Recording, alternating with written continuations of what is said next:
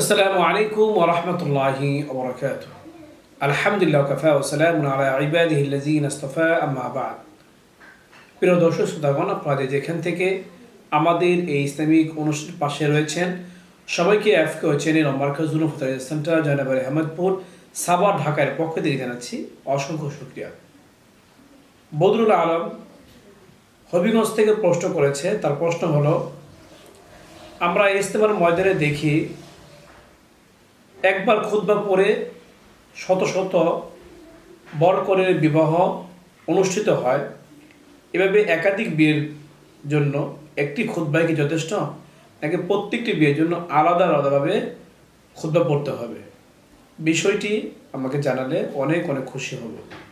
বদরুল আলমকে এই প্রশ্নটি করার জন্য অসংখ্য ধন্যবাদ। তার প্রশ্ন উত্তর হলো, ইজতেমা হোক অথবা অন্য কোনো দিনই মজলিস হোক, যদি মজলিস এক হয় তাহলে সেই ক্ষেত্রে একবার খুতবা পড়ে একাধিক বিবাহ যদি অনুষ্ঠিত হয় তাহলে কোনো সমস্যা নেই।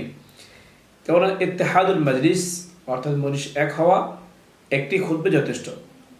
এখানে একাধিকবার খুতবা পড়ার কোনো প্রয়োজন নেই, বরং এক খুতবা দিয়েই একাধিক বিবাহ সেখানে সংগঠিত করা যাবে, একাধিক বিবাহ পড়া যাবে।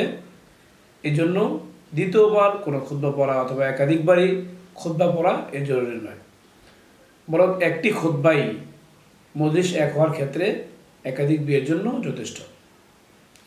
এই মাসলার রেফারেন্স উদ্ধৃতি আপনারা পাবেন আব্দুল মুখতার সহ অসংখ্য ফতোয়া কিতাবের মধ্যে।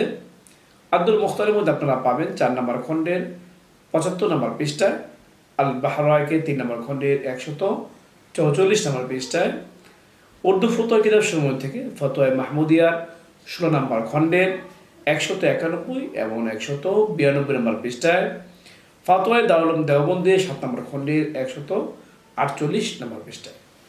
যে মাসলায় মনে করা হলো, এই মাসলাটি ভালো করে বুঝে আমাদেরকে আমল করার তৌফিক মহান রব্বুল আলামিন দান করুক। এরকম গুরুত্বপূর্ণ ইসলামিক প্রশ্নের উত্তর আপনারা যা জানতে চান অবশ্যই আমাদের ইউটিউব চ্যানেলটি সাবস্ক্রাইব করে আমাদের পাশেই থাকবেন। ভিডিওটি ভালো লাগলে লাইক করে শেয়ার করবেন। তাছাড়া আপনাদের কোনো প্রশ্ন থাকলে ইউটিউব কমেন্ট বক্সে আপনারা প্রশ্ন করতে পারেন।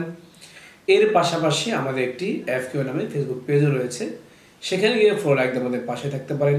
চাইলে সেখানে কমেন্টে আপনারা প্রশ্ন করতে পারেন। আপনাদের প্রশ্ন উত্তর যথাযথ সময় দেওয়ার চেষ্টা করবো। ওমা আলাইনা ইলাল বালাগ।